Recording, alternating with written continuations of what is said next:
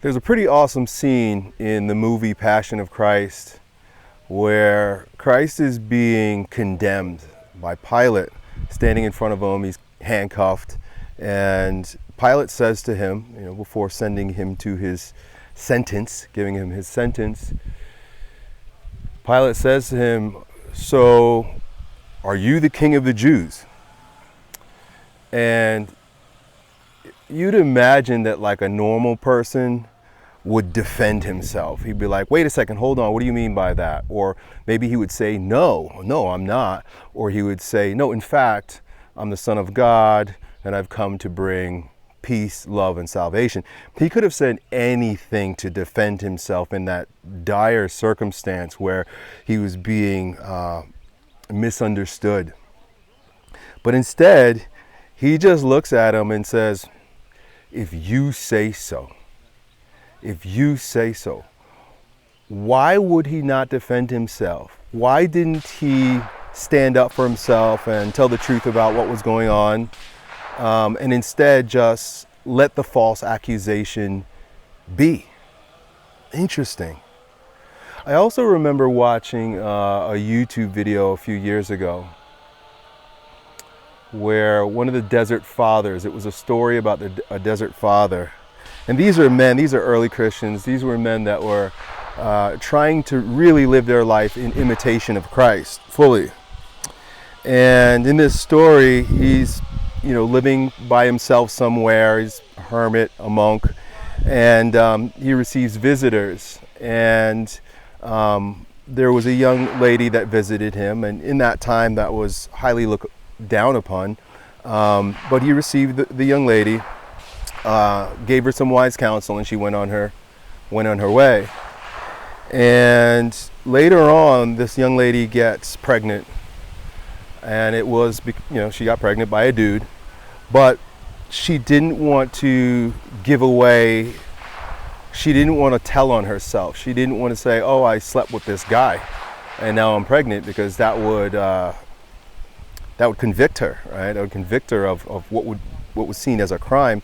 So instead, she said, the old man in the desert, he did it. And so she blamed this desert father. I don't remember his name. And the people come to him. They're like, "Okay, let's go suss out this bad dude who's doing bad things to the girls in our town." And they asked him if he did it. And he was like, "I don't know, what did you hear?" And they accuse him. They're like, "You did it, you definitely did it." And he's like, "Oh, okay. If that's what you say, let it be." The guy did not defend himself at all. And they put him through the ringer, right? I think they kicked him out of the province or wherever he was living. And later on, the young lady breaks down and she feels horrible about what she did, and she admits the truth. Why in these circumstances do good men not defend themselves, not explain their situation, even to protect themselves, even to save their lives, right? Christ could have made some arguments to the judge, to Pontius Pilate at the time. And this old man, he could have said, "No, I didn't do it. The girl is lying." But they didn't. They didn't. Ralph Waldo Emerson has one of my favorite quotes, and you guys know I love quoting Emerson. I even named my daughter after Emerson. He's got this quote where he says that to be great is to be misunderstood. And I'm sure a lot of us can relate to that. I'm sure you can relate to that there have been circumstances in your life where you are doing something that you feel is right, good, and true in your own life, or just, speaking or living in a way that maybe is different than other people. And others just don't understand. They don't understand.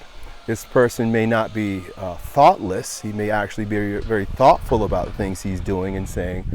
But by people not understanding doesn't deter them from their internal peace, from their knowing the truth. Like Christ knew the truth. He knew the truth of himself, and he knew the truth of the circumstances. but yet he didn't feel compelled to defend himself. Defend himself. And you might wonder, like, okay, is this a product of piousness? Is this a product of trying to be holy or trying to suffer for, spiritual sake, right? A lot of spiritual practices revolves around like accepting violence, just like receiving it. Let me put it that way. Receiving violence. Jesus says, if a Roman soldier asks you to carry their equipment for a mile, right? He says, go the extra mile. That's where we get the term extra mile from. He says, don't just take their bullshit. He says, go a little bit further. If somebody slaps you, turn their cheek. All this is very frustrating to hear. All this is very frustrating, confusing to hear. And I remember even like watching movies as a kid where I always thought it was strange where like a woman, it's always okay for women to slap men in movies. It's always okay for women to do violent things to men or to misunderstand something and yell at him. But in the movies, it was strange to me that the guys would not defend themselves. They would allow the girl to be confused about the circumstances, allow her to be wrong, but they would just stand there and not defend themselves, not explain themselves. And I remember actually getting frustrated. I think I was watching Wonder Years. Remember Wonder Years? It was a show from the 1980s, 1990s. And Kevin loved this girl, Winnie. And I remember this. Winnie was upset with him about something he didn't do. She misunderstood. And she yells at him and she walks away. And I'm like mad at the TV. I'm like, go tell her the truth. Go and explain yourself, man.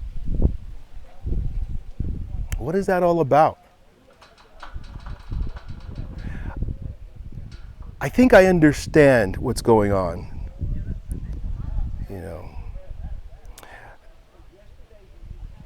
I was at a men's retreat a few weeks ago. I mentioned this to you guys. And this is the first time I saw it and understood it in myself, and it was totally unconscious. There was a group sharing, right? And one of the young men in the group recognized that maybe Elliott could use some guidance, right? He must have been like 23, 24 years old. And everybody's sharing and in the circle, and they're getting help and they're getting feedback. And he wonders, hey, Elliott, would you like to go with me somewhere and I can hear you out and offer wise counsel? And as much as I appreciated it, especially the place where it was coming from, I wouldn't say that I was resistant. I was just not interested. I was just not interested. And in the front of the group, he asked me this, and my answer was no. I just said no. I said no. I said no, thank you. I was like, no, thank you. And then there was silence. And in that silence, I think people were expecting me to explain why I don't want to go with him and do this little exercise. But the other facilitators and leaders in the group saw what happened and immediately chimed in and acknowledged that.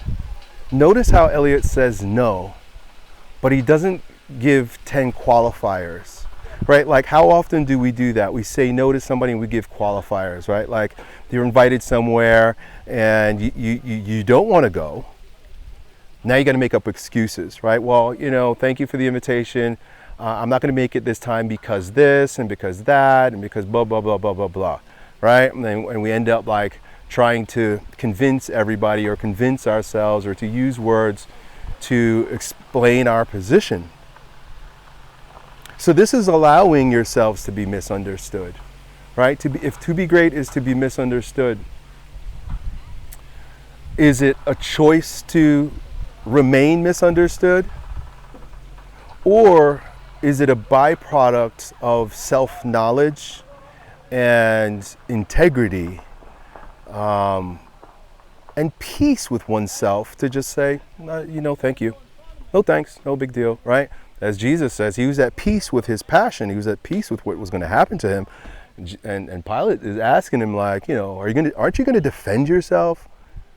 No, he doesn't defend himself. To be great is to be misunderstood. But even more, to be great is to remain misunderstood, right? Like, so I make a video, people misunderstand. It's coming from the truth of my being. It's coming from the sentiment of my heart. And there may be a bunch of comments and people are like, what the fuck? The lower nature, my lower nature tendency, or even a previous version of me, would be quick to defend. Here's why. Wait a second, you don't understand. And obviously, like, people don't understand.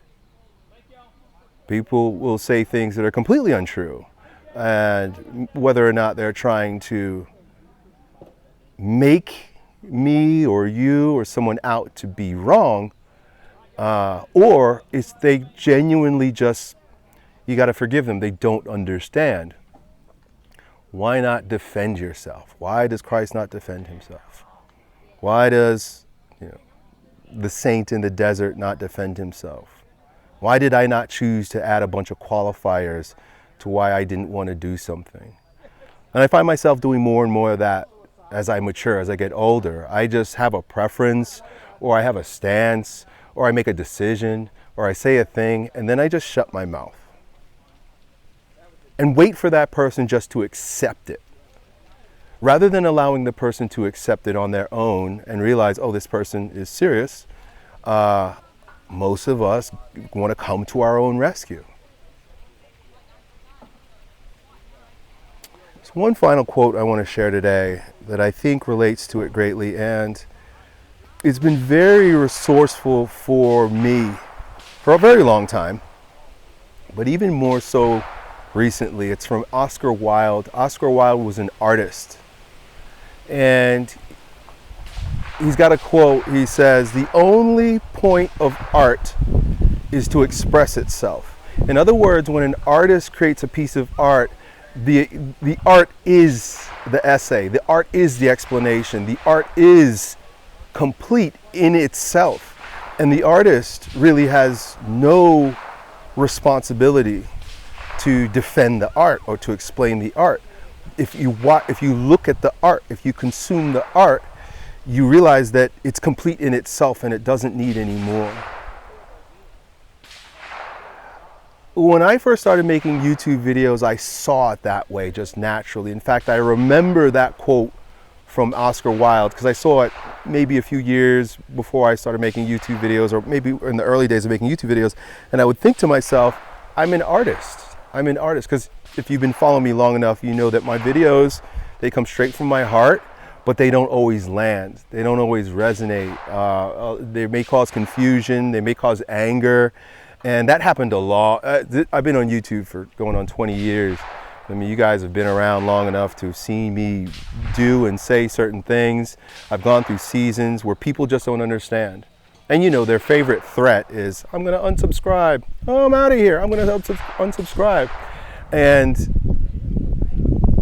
back then, when I was totally unconscious of myself, totally unconscious of what was going on, I didn't even see or notice this. Well, a few weeks ago, a friend of mine was really getting on my ass in a good way, like a good friend would do. He's like, Elliott, why don't you just get the fuck back on YouTube? Just hit the button and just turn it on and just talk. And he said something about YouTube that really like resonated with me and like reminded me of the truth of Oscar Wilde's statement. He says, look at your video catalog as a body of work. In other words, since 2007, when I made my first YouTube video, we're going on 2027 next year. I think I made my first video, may have been like in June or something. So we're coming up on that, almost 19 years. And he says, Elliott, look at your videos as a body of work, and each video is just a benchmark or a mark on the map of the arc of your art. And man, that like totally, it reminded me of why I do this. I had a teacher once that just said, Elliott, you've come to this planet, you've come to this life, you incarnated here to deliver your consciousness to the planet. And if I sit around trying to, first of all, curate and censor my art, well, then the art right there, then and there, is no longer art. It's a form of entertainment. It's a form of delighting other people rather than delivering the raw, authentic truth of my consciousness. And so I'm curious, I wonder how many times you find yourself making an authentic move, saying an authentic thing, being convinced in your own heart of something, and out of not anger, not a feeling that you need to prove something or you need to make a statement because you want to change something. One thing that's interesting about me, and I'll just say it straight up, it's like, I'm not trying to change the world. I'm not trying to change the world. I'm not trying to change you. I'm not trying to save you. I'm not trying to change your mind. I'm not trying to start a movement. None of that interests me. What interests me more than anything is speaking my heart, speaking my truth, and not defending it. I don't owe it to anybody to defend, and you don't owe it to anybody to defend your art, your expression. What is art? Art is authentic expression, however you look at it. Authentic expression. Of course, there are degrees of art and different types of art, but when you speak, like, your voice is music. The greatest musical instrument is your voice. When you use your voice, you are being an artist. Why? Defend your art. Because the words you speak or the life you choose to live is God expressing Himself through you for His sake. It's for the sake of the expression. It's for the sake of itself. And so I invite you today to be self-aware enough that when you say yes, let your yes be yes. No explanation. No explanation needed. Let your no be no. No defense needed. No qualifies needed. That's it. That's all. Hanging out here in this beautiful nature today, y'all. And I'll talk to you next time.